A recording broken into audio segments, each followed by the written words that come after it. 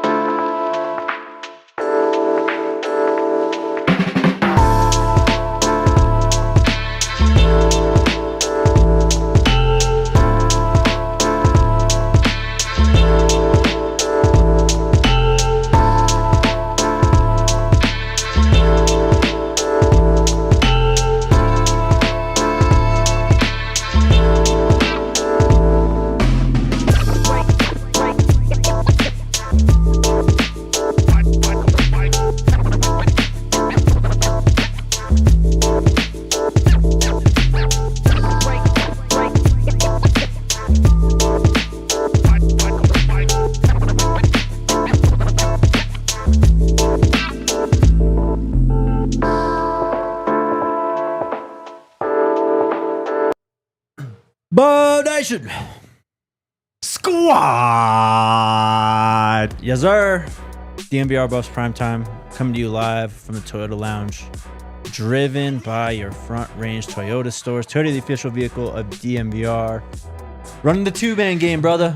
Let's get it, Let's bro. get it. I'm getting flashbacks. I ain't gonna lie. I know. It ain't been just us two in a minute. Yeah, I'm not gonna lie. Probably this is my first few times on the show back, earlier this summer or so. Yeah. My first few times on the show, like I said, it was just me and you. I was thinking, like, is RK ducking me? Like, I ain't seen probably on like 3-4 times. I think RK not rocking with me for real. But what's good, Buff Nation, man? Yeah, How we what's feeling? good, y'all? We got to give it up to RK, though. He actually, last year, we had to sub in for him a lot.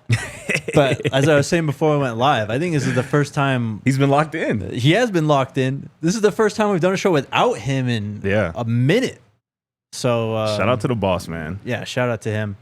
He's already out there in New York. Scotty, me, RC will be out there tomorrow morning. Tons of content coming your guys' way. Alrighty, man.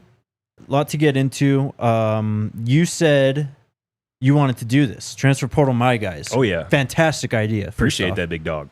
We're going to go through basically every position. I've got quarterback, running back, wide receiver, tight end, O-line, defensive line, Yep. kind of combining a few positions there, Yep. cornerback and safety. Bet. Do we just want to go down the list? Or No do you want LB to in that? No linebacker in that? LB is in there too. I bet. Yes. Say less.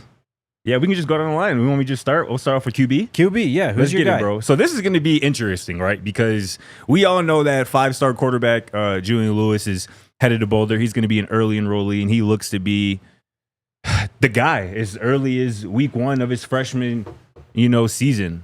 But nonetheless, I think it would be smart to add an experienced kind of veteran quarterback to this group. And I've settled on, I think is a guy I either mentioned to you guys off the show, or maybe I mentioned him on the show, but Mikey Keene. He's in the transfer portal right now after 2 seasons at Fresno State. This guy has played a lot of college football. He has 8,200 career passing yards over the last 4 seasons, 65 career passing touchdowns to 28 interceptions. This past season at Fresno State, 18 touchdowns to 11 picks. He's led Fresno State to a bowl game in each of the last 2 seasons. So, again, this is a veteran guy, played really competitive, good high school football. I believe won a state championship in Arizona, a handful of years ago. So this is somebody who I think can certainly play, right away as maybe Juju gets ready. But I think he would also be a perfect guy to just have in the quarterback room who has seen a lot of football, played a lot of football, and kind of just be, helping Juju get acclimated to the college football game. So Mikey Keene is a guy who I would love to see the Buffs target at QB. Love it. I kind of went chalk, I think, here. I went with Caden Salter. Fair enough. And my line of reasoning, one, he's already been connected to Colorado, but Yep. 2, he had a phenomenal 2023 season. Yes, he did. Threw for 32 touchdown passes, ran for 12 more, ran for over 1,000 yards. And the reason I went with him is because there's like 2 lines of thinking, I think, you go when building your quarterback room. you either go with like a similar archetype all the way down so that you don't really have to change the offense, right? Like that the guy that you have or the system you have fits all the guys that you have in that quarterback room. And let me add quickly, Mikey Keene is kind of similar to Juju Lewis, where he's a pure pocket passer, and I think that would work well in Shermer's system. But yeah, continue. Go ahead. And so why I went with Caden Salter is I think that you can go the other way too, where you just diversify your quarterback room. And with him, obviously, the dual threat ability would be, when you're on your backup quarterback, you're kind of searching, or if he comes in and is the guy for the first few weeks, you're kind of searching just for a spark, something to rely on, whether it's the dual threat ability, whether it's, precision and accuracy in the RPO game, whatever it is, So I just figured take the athlete. If he's someone that you can just put on the field, run around, have him make plays while Juju develops, or God forbid, Juju's not able to go at some point and is the starting quarterback, you have this athlete back there that you can kind of rely on to, go off script, improvise, and just make plays on his own. Yeah, I can see that. I mean, I wouldn't mind Caden Salter at all. Again, another experienced guy who's played a lot of football, a lot of good football.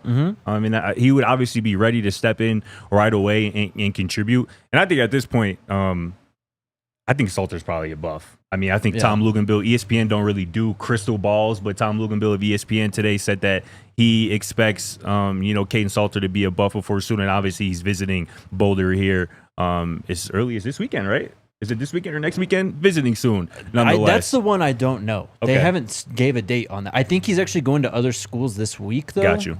For sure. But stay tuned. But that'll be interesting. Yeah, Salter's going to have a lot of suitors. So it'll be interesting to see if he goes elsewhere where kind of the Buffs recruiting staff kind of pivots. Right. I mean, valid question from Marcus. Can Salter throw? Look, he's 58.7% completion in his career. His best season was in 2023. Completed 61% of his passes. Yeah, that's my worry about him. I have seen, though, just going on the internet, Liberty really struggled with drops. And there's no doubt he's going to play. If he comes to Colorado, he's playing with an upgraded receiving core. Facts. That's interesting. That's kind of why I said earlier this week that I would prefer a Devin Dampier, who has accuracy issues as well, questions. Sure, yeah. But I feel like he's a bit more polished. That's why I feel like I like a Devin Dampier or even a Darian Mensah who just committed to Duke more than a Salter just because of that accuracy. And I feel like in this offense, if Shermer's going to continue to run it similarly to how it was run under Shador, you're kind of going to need a quick processor, a very accurate passer, somebody who's very used to getting the ball out of their hands with quickness with anticipation. And that's who I see Mikey Keene as. But again, Salter can do that. That's not his calling card, but he's also more athletic than most of the quarterbacks you're going to see in the Big 12. Absolutely. He struggles with accuracy for sure, but it's the other attributes with him. And not to spend too much time on this, but Colorado's already kind of like split the middle of what we were just talking about, where you have Ryan Staub, who's definitely more of a pocket passer, fits that Shador Juju mold, and then Dominique Ponder's in the fold as well, who's way more of an athlete. Yeah. So it'd be interesting to see with what they decide, where they decide to go in the portal, and how they build the quarterback room off of that. Running back, who's your guy? It's another guy who was the Arizona high school football star. And this is somebody I know you're familiar with. Eli Sanders. Ooh, yeah. New Mexico. Yeah. Running back, just entered the transfer portal. He started his career, spent 3 seasons at Iowa State. His third season there at Iowa State had 4 touchdowns on the ground, almost 500 yards rushing. But this year at New Mexico, Eli Sanders broke out. 1,063 rushing yards, 9 rushing touchdowns. He carried the ball 147 times this year, which is quite a lot, right? He averaged 7.2 yards per carry. That's great. Yeah. 7.2 yards per carry. So this is an explosive running back. And again, I've been, up on Eli Sanders since he was a senior at Chandler High School in Arizona, the same high school that Dylan Raiola went to before he transferred to Buford in Georgia. So he's been around ball players, again, since he was a shorty. Eli Sanders is, again, one of those more explosive running backs who can hit the home run, has crazy elusiveness and speed, but also can get you the tough yards. So he's in the portal. It wouldn't surprise me if he ended up following Dampier to Utah, which would suck. But I would love Eli Sanders and kind of this offense with the Buffs. And that OC from New Mexico is at Utah now too, so that makes sense. I went with Ahmad Hardy, the running back out of UL Monroe. Last year as a true freshman, the guy had a breakout season already. He is, I think he's more of the type that Coach Prime wants at running back too, where it's bigger back, kind of bowling ball, good contact balance, like tough, going to pick up the hard yards. Listed at 5'10", 205. Not a big back. I mean, they have bigger backs on the roster, but sure. Definitely more, not like an elusive back. You know what I mean? And that's kind of who I would like them to target, because I feel like Isaiah Gustav and Michael Welch are very similar in their running style and their approach. I would love to see a home run hitter, a Dylan Edwards type, one of those guys who can really kind of spread the field and do different things. Another guy I was looking at was Wayshawn Parker out of Washington State. Neither Ahmad Hardy or Parker have really caught the ball too much out of the backfield. Yeah. But they are really good running backs. And I do think that there's a chance that more running backs, better running backs, enter the portal in the near future. Yeah. So I'm just interested to see, how these targets kind of work out down the line. I feel like running back is a position too, even in the spring, that you could see some guys enter in after spring ball. I feel like that happened quite a bit last year. That's where they got Hayden and Augustive. 100%, yeah. So I don't think people need to be too focused on, nailing down a running back, in this portal, this cycle at least. Yeah, I mean, there's some guys I like. I watched a handful of them today. Quentin Joyner at USC is another kind of big, tough back. And he's got quick feet too. So USC had a couple running backs in the portal, didn't they? I think so, yeah. So there's some guys to look out for. Wide receiver, who's your guy? KC. Yeah. Kevin Concepcion, the NC State transfer, who I believe it's been reported that Colorado has made his top six. Top six. A top six with Alabama, Texas A&M, Miami, Florida State, South Carolina, and CU. Yeah, I mean, again, this kid, Kevin Concepcion, according to 24/7 Sports, is the fifth best receiver in the transfer portal over the last 2 seasons. He's caught 124 passes for 1,300 yards, 16 touchdowns. This kid can do everything, line up all over the field, make plays after the catch, can go up and make contested catches, make guys miss. Kevin Concepcion, a lot of college football programs around the country want this young man in their building. It would be a great get for the Buffs. And again, I don't know if there's a better place for a receiver than Colorado, even with Shedeur Sanders heading to the NFL. I mean, he was the number one guy that I put in there too, just because he's a dog. He's kind of all around, like well-rounded as a wide receiver. Yeah. As a speedster, I love Barry Brown out of Kentucky. He has been linked to LSU recently, so I don't know how realistic that is. I know the chat loves Jonte Cook, another speedster. But the other guy, if you're going to take KC, I threw out Joseph Williams. Hell of a player. The Tulsa wide receiver. Oh, yeah. And he's got some, he's not as big as them, as Will Shepherd, but he's got some, Zay Weaver to his game, I think. I really love how he tracks the deep ball. I like how, he kind of works the alley of the sideline really well. Yeah. And he's got great tracking ability in hands. That just reminded me a lot of Zay. And you think about this wide receiving core, I do think, if anything, they need speed and slot, right? Who knows? Maybe Cam Michael becomes that guy. And there are some guys, as I mentioned, in the portal. I throw Eric Rivers in that conversation too. Hell yeah, he's a baller from FIU. Yep. But Joseph Williams out of Tulsa is someone who really impressed me, is someone who I think is just starting to scratch the surface. Yeah, let me add one more guy, Giovanni Gibson from Arkansas Pine Bluff in HBCU. He was an HBCU All-American this season, had 1,200 receiving yards, which was number 2 in FCS. His 9 receiving touchdowns led the SWAC this season. Giovanni Gibson is, again, another guy, a physical guy who can definitely play on the outside, your typical X receiver. Again, from that HBCU pipeline, I can definitely see Giovanni Gibson, the Buffs, kind of getting involved with him, and I think he would definitely thrive in this system here up in Boulder. Love it. The guy that you mentioned yesterday, too, J. Michael Sturdivant. Yeah. I like that guy. He's visiting Florida. Is he? I just saw it today, yeah. Damn. But, he's a hell of a player. I would love to see the Buffs get in contact with that guy as well. All right, tight end, real quick. We got to take a break here soon. I kind of went 2 guys because I didn't know where to put them. Caleb Odom, I think that's quite obvious, right? Yeah.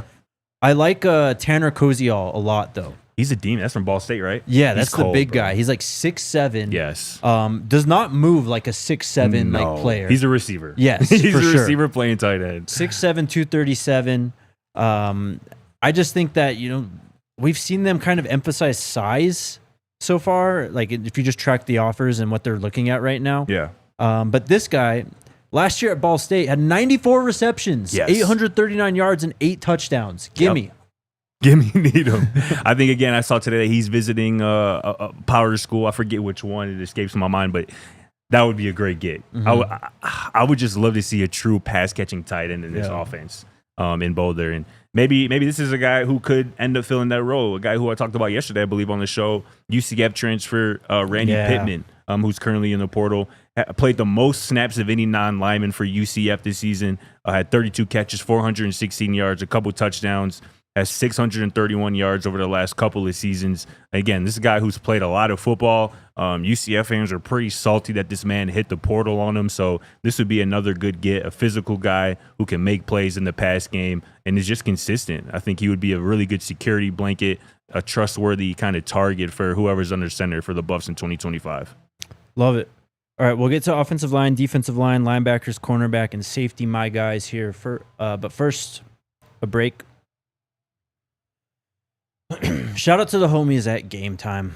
If you want to get into the Alamo Bowl, hit up our friends at Game Time. If you want to come to a Broncos game, whatever city you're in, our friends at Game Time got you covered. Check out the Game Time Picks feature. You can see the view directly from your seat on the app. You can also see the best deals in the stadium. But concerts, events, NBA, NHL, football, whatever you're trying to hit up, make sure you hit up our friends over at Game Time. Download the app, create an account, and use the promo code BUFFS, BUFFS, for $20 off your first purchase. Terms apply. Again, create an account and redeem code BUFFS for $20 off. Download Game Time today. What time is it, Scotty? Game time. Yes, sir. And also shout out to Coors Light, the homies. What better way to enjoy a Coors Light than at a game from our friends at Game Time? Quite literally can't think of a better way. I mean, it's like what we're doing right here, the two-man game. It's it's unstoppable. So shout out to Coors Light. Come hang out at the DNVR bar with us. We are going to have some sort of tailgate-ish thing at the Alamo Bowl. I'm sure we'll have some Coors Lights out there. But hit them up. It's crisp, refreshing, and it's the only beer made for when you want to chill. Get the most out of times you choose to chill. Choose Coors Light. Get it delivered straight to your door with Instacart by going to CoorsLight.com/DNVR. Celebrate responsibly. Coors Brewing Company, Golden, Colorado. Offensive line. I've got a handful of guys. I picked 2 tackles and an interior guy. Just kind of whatever. For sure. I can start off. I'm going to go with Jordan White. He's on my list. Liberty interior offensive lineman who Pro Football Focus has as one of, let me just get this right. Hold on, let me a second. Top 5. He graded out very high. Number 6 ranked interior offensive lineman in the nation, according to Pro Football Focus this season. I believe he didn't allow a sack all season. Again, this is a guy who can play center, can play guard. And he's going to be very highly sought after in the portal. He's already got a handful of visits already lined up. One of them is to Colorado. But if the Buffs can land Jordan White to add to the interior of that offensive line, that would be an experience. A veteran guy and a real leader and a presence of that offensive line for sure. I would love to see Jordan White in black and gold. Yeah, he made my list too. I'd also throw out the center from Louisiana Monroe. His name is Carter Miller. Went and watched the Texas game. UL Monroe played Texas this last year. He held his own up in there. And against a really good front. Yeah, and he's a grown man too. And that's what they need at center. Hell yeah. Shout out to Hank, shout out to Cash. Those young guys have been doing their thing. And they've been kind of figuring out what to do for the future there. Facts. I think it just might be bringing in a guy like Carter Miller, just a vet to hold down the interior. And then I threw this other guy in here, Bowling Green offensive tackle Alex Wolschlager. Have you seen this guy? I have not, but that name sounds like an offensive lineman name right there. 6'7", 305-pound right tackle. Earned all MAC honors in back-to-back seasons. Has over 2,000 snaps under his belt. Great pass blocker. Finished with a PFF grade of 76.9.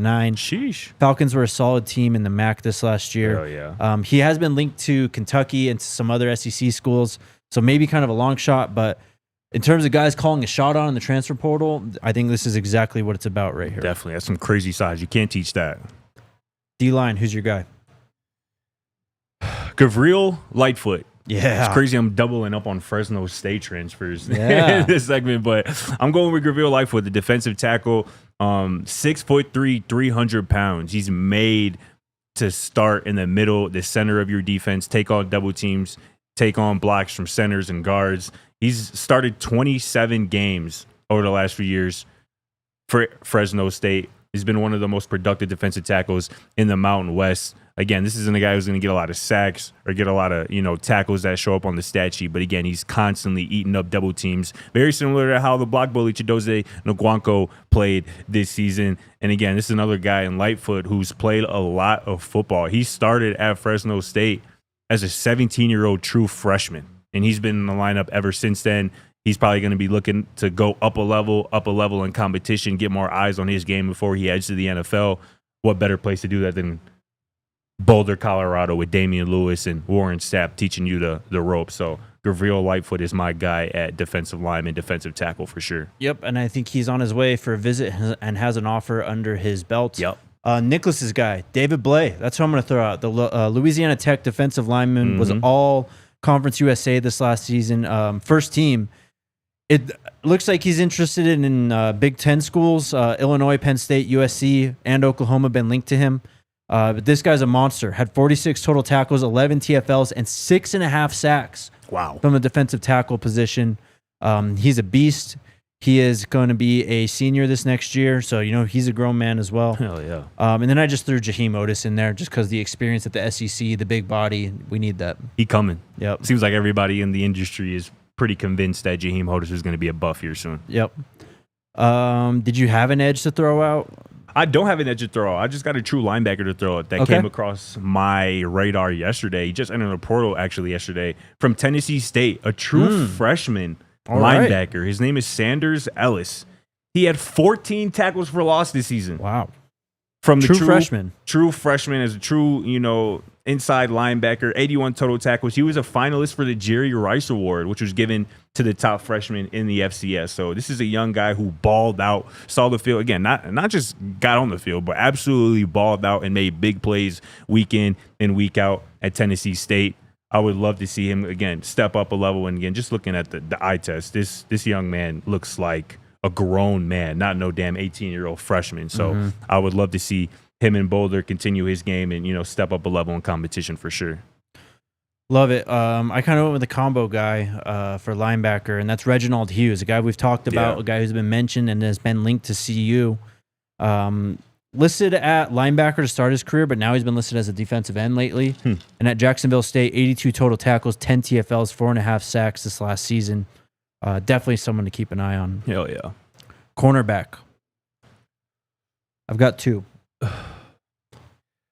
Cornerback. It's a guy I talked about earlier this week, I believe. His name's Jamel Johnson. He's a cornerback from Temple. He was a lockdown cornerback this season, allowing opponents to complete just 37% of their passes against him. He had 47 tackles, 9 PBUs, a couple picks this season for the Temple Owls. And again, with Preston Hodge heading to the NFL, Travis Hunter headed to the NFL, this cornerback room needs to add some talent alongside DJ McKinney and Colton Hood. So I would love Jamel Johnson, again, who's played a lot of football. He thrives in man coverage. Those Temple coaches had no problem leaving him isolated on an island in one-on-one coverage, and he consistently thrived. And again, that fits the identity of this Robert Livingston defense. I would love to see Jamel Johnson, the Temple transfer cornerback, up here in Boulder. Love it.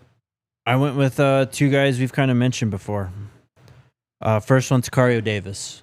Yeah. The length and the size. He didn't have a great year this last year, I know. But the 2023 stuff was awesome. He kicked ass. He was a second-team All-Pac-12, I believe. Just put him with Coach Prime and Kevin Mathis and Robert Livingston and just get the most that you can out of him. Yeah. He's a future pro, and I think it was smart for him to come back for another year. And, again, what better place before you head to the NFL to get polished up by Deion Sanders and Kevin Mathis? I feel like this should be a no-brainer for Tacario Davis. Exactly. So stay tuned on him. We'll see where he ends up in the transfer portal. One more guy I want to throw out there.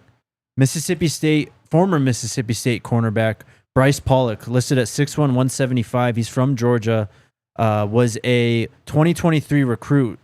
But last year at Mississippi State, 48 total tackles, 1 TFL, 1 pick, but 9 passes defense and a forced fumble.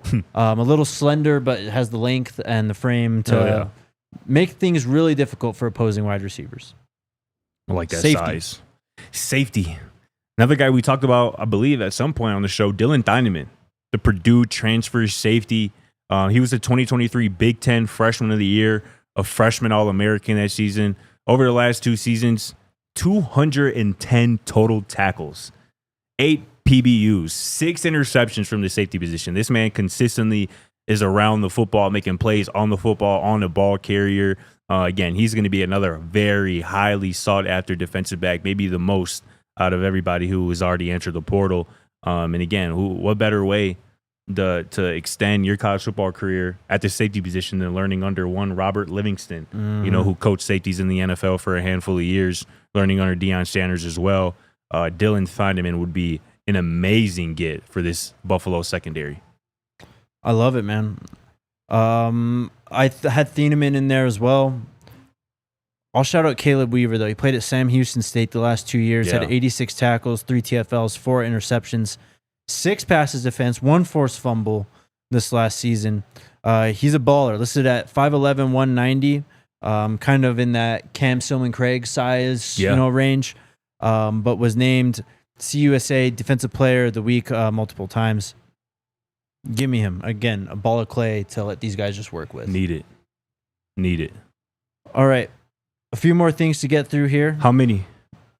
Positions? How many of those guys you think end up being above? How many of those players? Shoot. Give me 8 of those guys.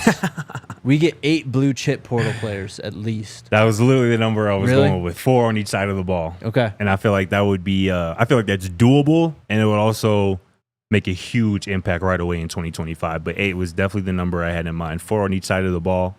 That'd be a great haul. Yep. And I think there's definitely room for more too. Yeah. I mean, there's no limit to this transfer class. I'm being completely serious. And when I say 8, I'm kind of thinking just in this portal cycle. Like I'm thinking there will obviously be more, when the spring portal opens once again. But I think just right away here over the next month or so, as these kind of visits start, rolling in, I think 8's a very good number to shoot for. Yep. All right. Big day for our boy Travis Hunter.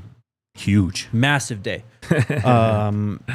First off, wins AP Player of the Year. Yes. Which I think the stats are like, 19 of the last 20-some have won the Heisman Trophy? Of the last 21, and everyone since 2016. Every AP College Football Player of the Year since 2016 has gone on to win the Heisman. And he got 26 of the 43 votes from the panel of voters for this award. Yeah. You see who got the other ones? Ashton Genty got 16, and Cam Scadaboo. Your boy. With 1 vote. Was that you? I wish. But obviously over half the votes going to Travis Hunter. Yeah. And as we just mentioned, this is kind of a window into what might happen at the Heisman ceremony. I think so. So I don't know. I don't want to say it ahead of time, but that's a pretty sizable margin there. Yeah, it's a good omen for sure, no doubt. Travis Hunter is also an Adidas athlete now.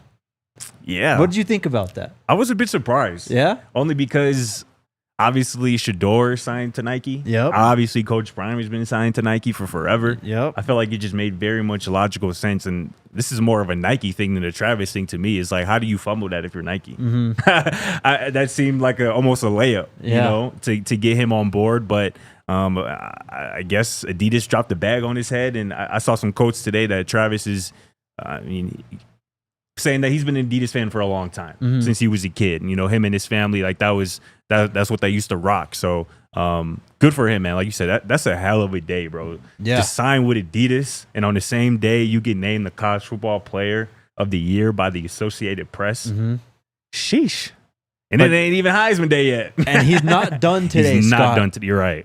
You're right. Tonight, we will get the announcements for the Bednarik Award winner, the Biletnikoff Award winner. Yeah. This is Shador, but the Davey O'Brien Award winner, the Walter Camp Award winner, and the Bednarik, I think.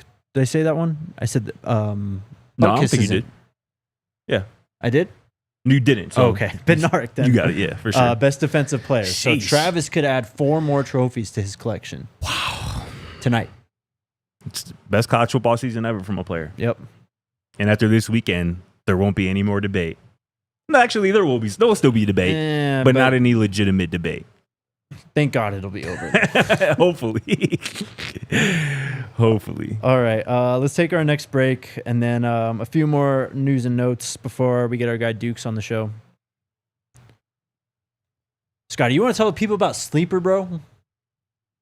Yeah, I mean, I could. I love Sleeper. I use it every damn day, man. It's playoff week, man. Playoffs are here. Yeah. I'm a commissioner. I already had some people in my league, talking mess earlier this week, but I had to handle things as a commissioner. But Sleeper just makes it easy, man. They make it easy on commissioners. They make it easy on everybody who's playing. Go get it. Whether you're gambling a little bit or whether you're playing fantasy football or basketball or whatever, Sleeper is the app to have. Check them out on Sleeper Picks, and you can get a $100 match on your first deposit when you use the promo code BUFFS, BUFFS. Terms and conditions apply. See Sleeper's terms of use for details. Currently operational in over 25 states, and check out Sleeper today. Also, shout out to the homies over at Elevations Credit Union. With what RK calls, and damn, I agree, the sexiest credit card in the game, emblazoned with that iconic CU Ralphie logo. You can see it right there. Beautiful black and gold just shining on. This thing comes packed with rewards, though. So hit them up. Go to buffscreditcard.com to apply and see all the details. But you get up to 3% cash back on CU tickets and merch and select CU merchandise. Plus, every purchase you make, Elevations donates 2 cents per swipe to the CU student athletes through NIL.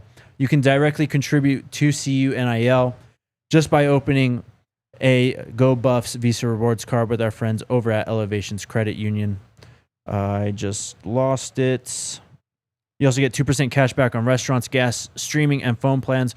1% cash back on daily spending, and much more. So get on over to buffscreditcard.com to sign up for the Go Buffs Visa Signature Rewards Card, the only official credit card of CU Athletics, only at Elevations Credit Card Union. Again, buffscreditcard.com to apply and see full credit card details and benefits. All right. Couple more things here, Scotty. You mentioned Casey, Kevin Concepcion. Oh, yeah. Put out that top 6. He's been quiet, I want to say. We haven't heard a lot about in terms of visits, in terms of, we got the top 6. Yeah. But we don't really know exactly where he's, thinking or headed at this point yet. Yeah, I feel like he's just a situation where he just has a lot of suitors. Yes. And I just personally couldn't imagine that, where you have a handful of high-profile programs in schools on your phone wanting you to first lock in a visit, but obviously, commit and, spend your next year to a college football there. But I feel like with Concepcion, again, I feel like this is one that's going to take some time because, again, there's going to be so much vetting to do, so many options that you have to, kind of make sure you're checking all your boxes for and with. But it is a good sign that, again, he releases the top 6 and the Buffs are in it. Yep. Someone that the chat, I know you guys are very, very familiar with. Kevin Coleman has entered the transfer portal. We spent quite a bit of time talking about him this time 2 years ago, right when Coach Prime was hired. I think a lot of people figured Kevin Coleman would be part of that group who joined Colorado just straight from Jackson State. Yeah. He wanted to go do his own thing, though. He went to Louisville in 2023. Didn't really do much, but last year re-entered the portal, went to Mississippi State, and had a great season. 74 receptions, 932 yards, 6 touchdowns. I mean, it's obvious. There's the prior Coach Prime connections. Baller. Went to Jackson State as a 4-star recruit, a high-profile 4-star recruit. But I don't know. I mean, he spent the past 2 years kind of doing his own thing. Now he wants to go to another team. Yeah. I don't know if this is necessarily a Colorado target or someone that they'd be looking at, just because I feel like he would have already been there at this point. But you never know with him or with anyone in the transfer portal, honestly. Facts. We'll get to a few more things here shortly, but I think our guy is ready. Yep, bring him in.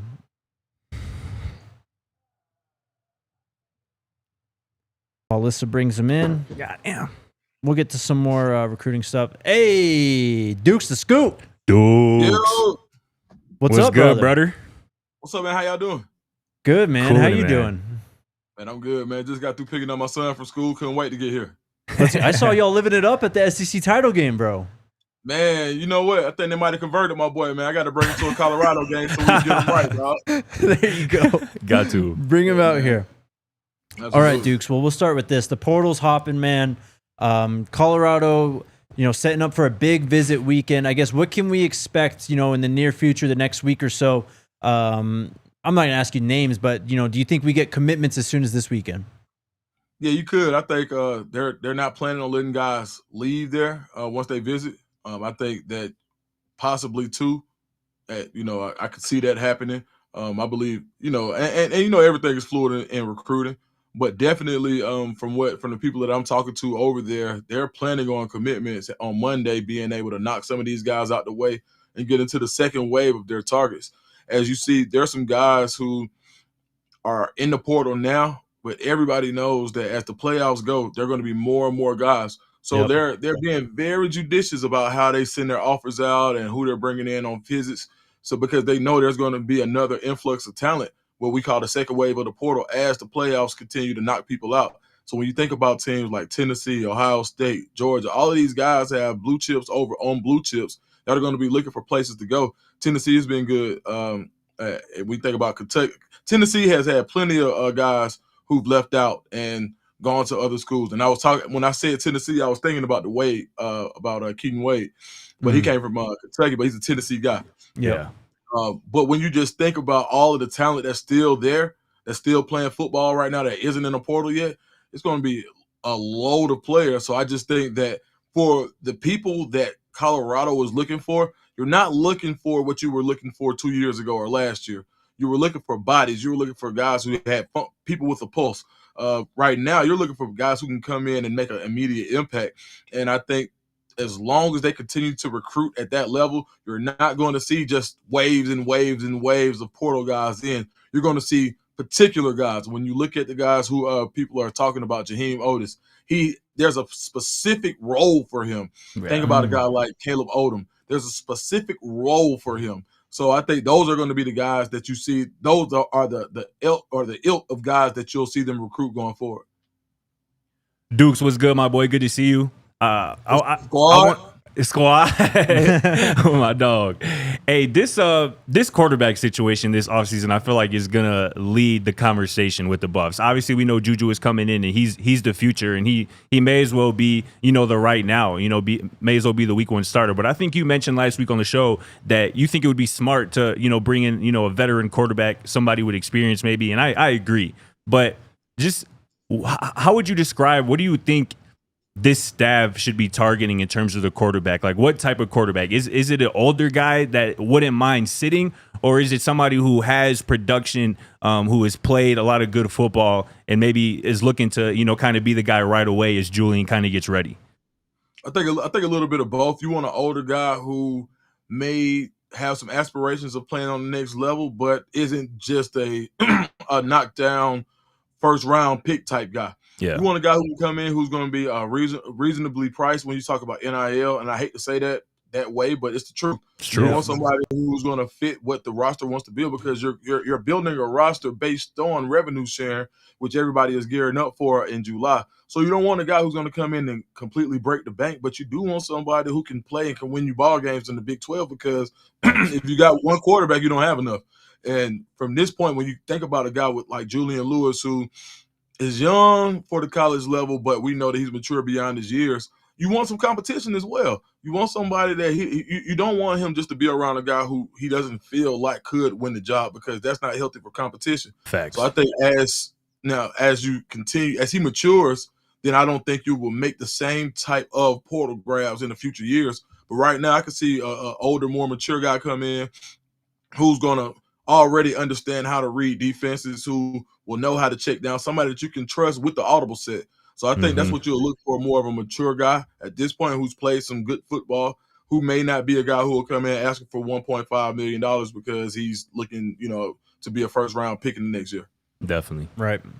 Sticking with that, Dukes, we had you on the show. I think it was after Julian visited, back in June or July, whenever that was. And I remember asking you, if Julian comes to Colorado, how many players are going to follow? Like, what's the wave going to be like? We're already starting to see that with Caleb Odom. Just what can you tell us about that relationship between Julian and Caleb, and then what else might be coming down the pipeline because of Julian being a Buff?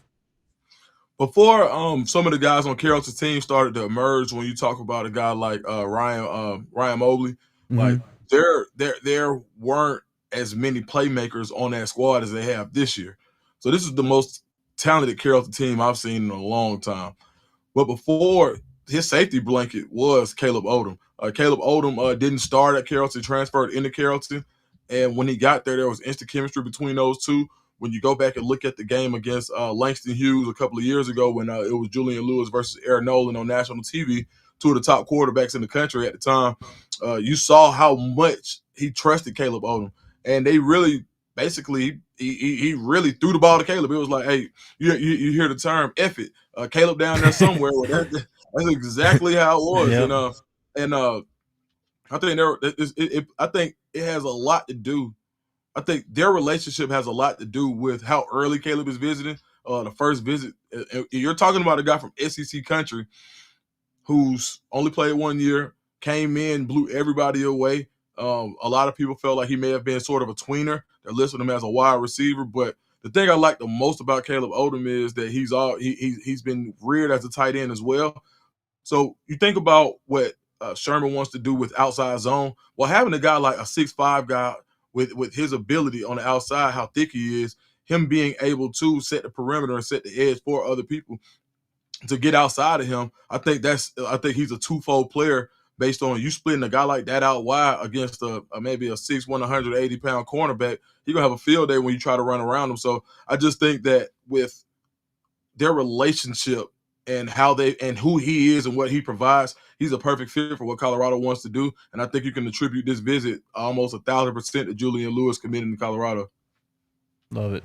I love Caleb Odom's game, man. I hope he ends up a Buff, especially, with him and Juju. They've already been building that camaraderie, that synergy over the last few years. I feel like that's exactly what this offense needs. Like you said, a tweener who can play tight end, can obviously line up outside the receiver as well.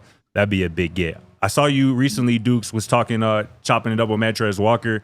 Talk to us a little about what kind of stood out to you about that conversation and what stand out to you about Montrez as just a player overall. I just think how he plays within his limitations. I think one of the things that he said, look, I had to be smarter because I wasn't one of these guys who we grew up with, who we grew up with in that area, who was one of these freak athletes. And for him to be able to play at the level he did, when you talk about the KJ Boldens of the world, Jelani Thurman, 6'7" tight end at Ohio State, Aaron Nolan, even Juju. Like, you think about everybody who had all of these great gifts. And Montrez was just a guy. He has good size, but he wasn't a burner. He wasn't huge. Mm-hmm. But the way that he plays the game is what allowed him to be highly recruited. And I think that's one thing that we dug in on, is how much of a student of the game he is, how much he loves to be in the right position, because he's like, look, he said it himself. He's like, look, I may not be the most athletic, but you're not going to beat me to a spot because I'm going to be where I'm supposed to be.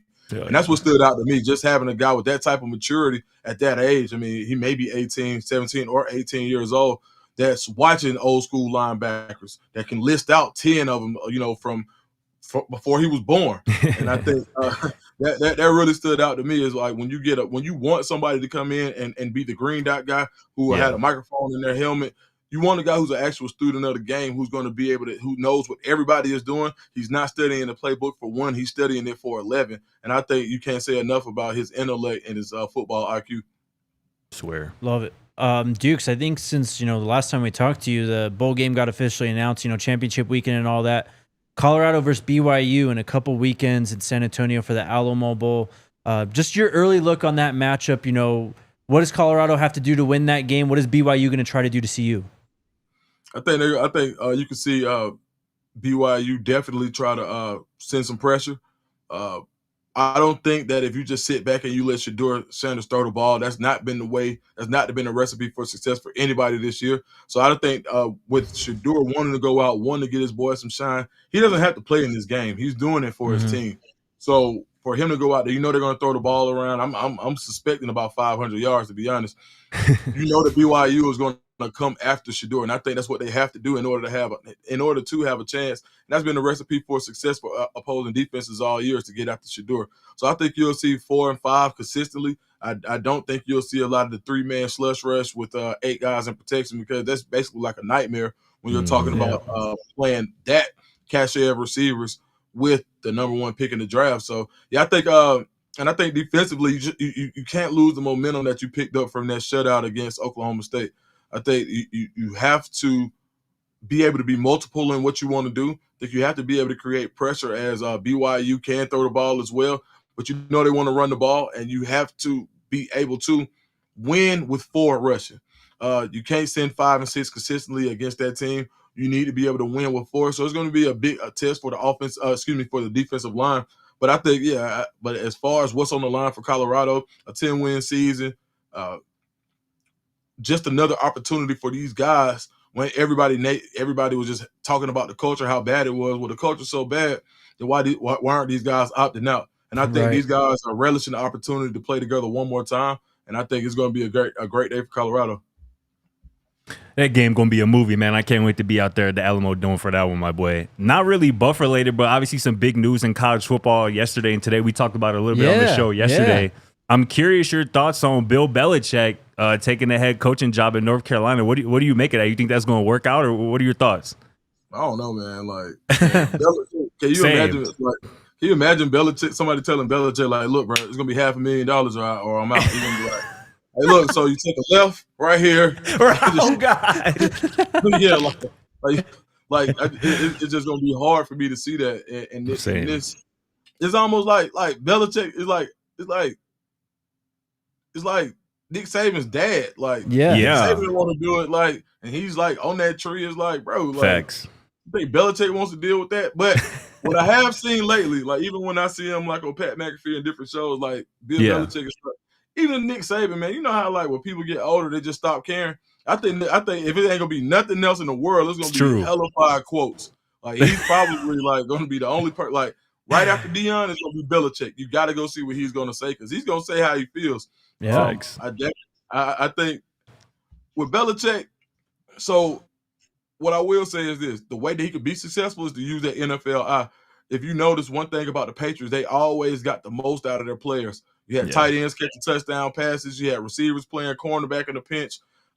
So if he's able to do that and to use his eye and use his football knowledge to maybe, let's say he doesn't want to go compete for 5 stars and 4 stars and all of that. If he can look at the 3-star guys, when you look at the guys that he's drafted and with the Patriots, a lot of times he was drafting guys who people weren't as high on, drafting guys from smaller schools. So I think that if he can see that earlier when he's looking at high school film, the traits that he's looking for could set him apart, where he can be successful early on based on his evaluations. And I don't think there's a better eye in the world than Bill Belichick. I'm skeptical like you, Dukes. I feel like a path I can see him being successful at is just being really good at recruiting the portal and getting guys who are maybe in their last year of eligibility, who know they're trying to get to the league, and using North Carolina as kind of like a 1-year stop before the NFL. I can see, Bill Belichick being successful in that, but the oldest coach in college football in this era, I'm skeptical to say the least. It's going to be interesting, but I will say, and you kind of alluded to it, I think it's going to take a little bit of attention and pressure off Coach Prime, because I feel like at least this season, last season in particular, during the week, his press conferences are put up on every, media outlet. Every answer is dissected, and I feel like that'll probably be Bill Belichick in 2025. All his press conferences, all his news conferences are going to be dissected for every little word, and so it's going to be interesting, though. I can't wait to see that unfold. Yeah, another thing too is, like, I think as far as all the NFL guys who have kids, like, we're at the guys that he's coached who have kids, there's going to be another class of them coming out. I think that's going to bode well for him too. Is that guys who we formerly coached, like, look, bring me your son. You know what I'm about. And I think for guys, NFL kids, maybe NIL isn't as big as a deal for some other kids. So I think that could be one thing that he has in his back pocket that can help him. True. Yeah, I mean, I think that there's a strong possibility this can work. I mean, look, him and Saban were really tight, and they shared a lot of philosophies. Of course, Nick just got out of the game, though, and it's going to be very different for Bill from what he's even used to in the NFL. I mean, with NIL, the portal, and all that stuff. Do you think those are like the biggest hurdles for a guy like Bill Belichick coming in to coach college football right now?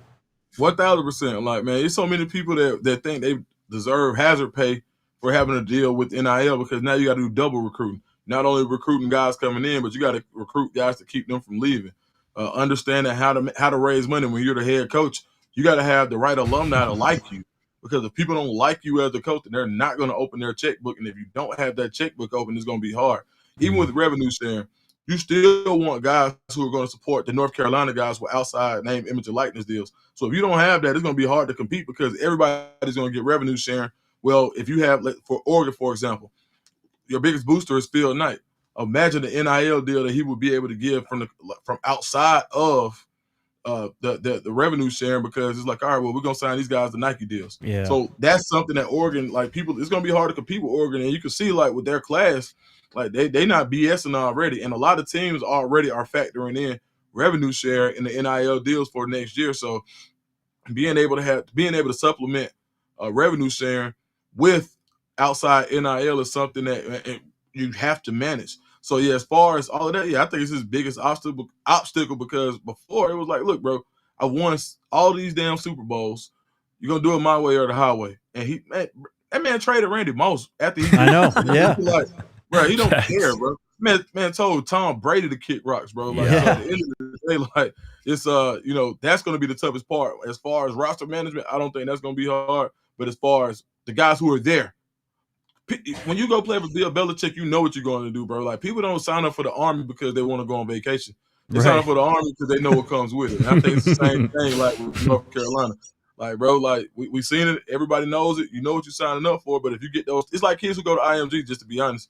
Like when kids go to IMG, they know what they're going for. They're going to get ready. They're going to get college. They're going to get prepped to play high-level college football. And I think guys who go to North Carolina, much to the same way that guys come to Colorado because you got the most NFL experience. I think that Coach Prime really has kind of set a blueprint for Coach Belichick, and I think that's one of the things that people are looking at when you say, you know what, let's hire an NFL guy. I think Coach Prime is one of the prime, no pun intended, he's a prime example of how you can use NFL experience to work to your favor. So to your point, I can see you've kind of opened my eyes a little bit. Say, you know what, maybe I can see a world where this works. Yeah, it's gonna be fascinating, man. I mean, Scott, I think put it, perfectly how it might kind of take some of the pressure off of Coach Prime in Colorado, what they're trying to do, because this is really unprecedented in itself too, having an all-time NFL coach like Bill Belichick coming to college football. Just like Bill Parcells going to coach, like, you know what I mean? Like, right. It's crazy. Like, can you imagine like being that, like, they have their big recruiting weekend and then they play the rap music and people are like, come on, Bill, do the electric slide. Like, like, don't do that shit. Like football. Yeah, you're going to have a hoodie on today. Yeah. What does that have to do with football? I love it.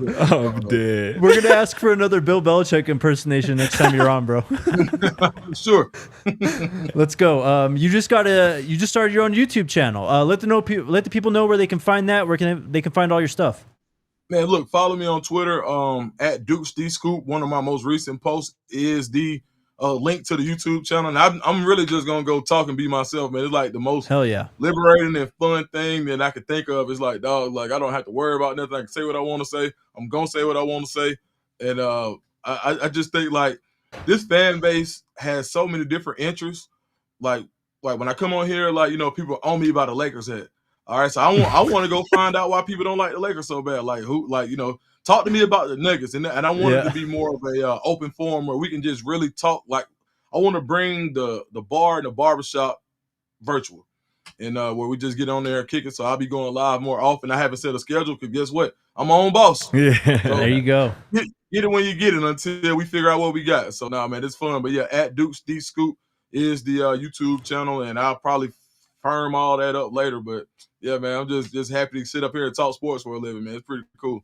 Let's go, man. That's dope. Well, thanks for joining again, Dukes. We'll talk to you next week, brother. Be well. Travis for Heisman.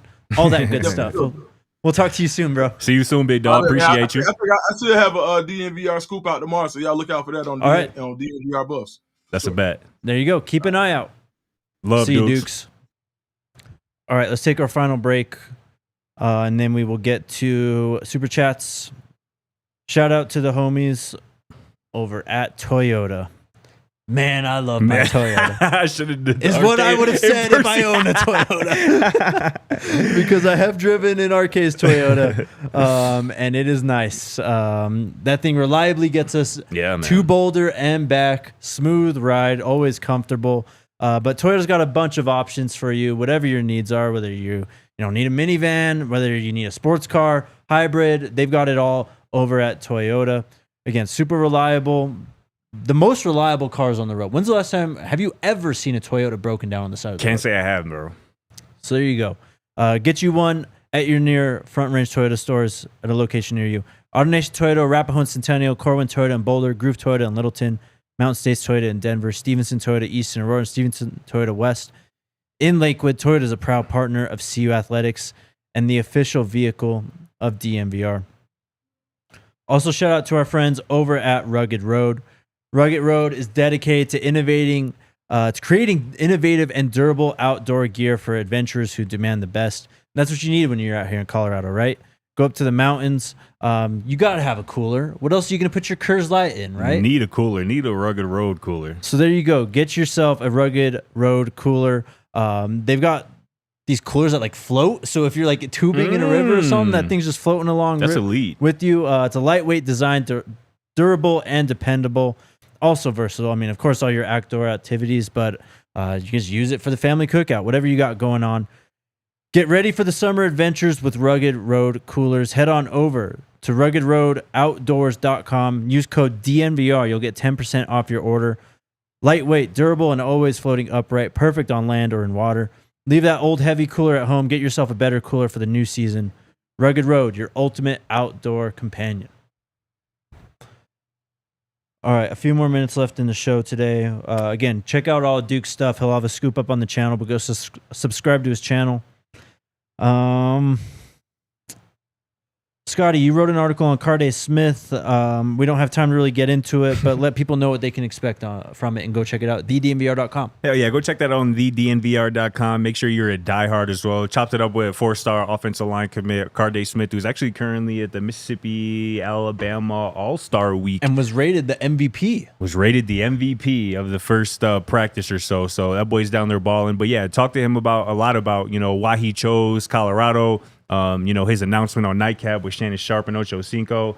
And really the biggest thing is Carday Smith isn't a Buff without Jordan Seaton. I'll leave it at that. Y'all go check that out on TheDNVR.com. It's a good one. Love it. All right, so let's get to Super Chats and we'll get out of here. Moni asked, what kind of refs will we have in the Big 12? I just looked this up. Oh, that's a good question. It is a good question. We are getting Mountain West officials for BYU versus Colorado in the Alamo Bowl. Interesting. Do you have an opinion on Mountain West officials? Don't say that I do. I don't think so. Do you? I do not. Yeah. We'll see. But we'll see.